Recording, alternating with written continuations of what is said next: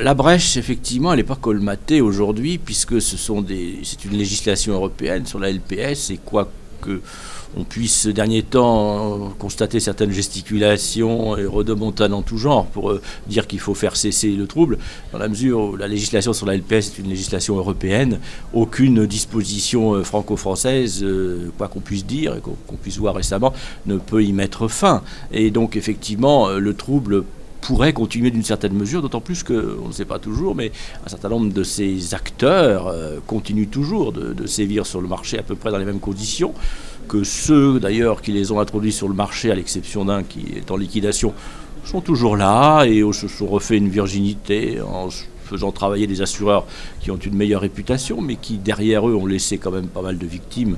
Et on ne parle jamais du sort et de l'indemnisation de ces victimes, puisque ces gens étaient des mandataires, ils intervenaient pour des compagnies qui ont disparu. Aujourd'hui, ils interviennent au profit d'autres compagnies beaucoup plus honorables, mais leurs clients, les gens pour qui ils ont placé des risques chez ces assureurs, sont laissés abandonnés à leur triste sort. Et c'est souvent le point sur lequel personnellement j'insiste davantage, plutôt que de parler de ces assureurs low cost qui ont disparu. Et c'est pas forcément le cœur du sujet, parce que pour le coup ils ont disparu, ils n'existent plus. Bon, c'est une chose, c'est comme toutes les liquidations. Mais beaucoup de ceux qui les ont introduits en France, malheureusement, continuent toujours leurs activités. Je trouve ça un peu dommage.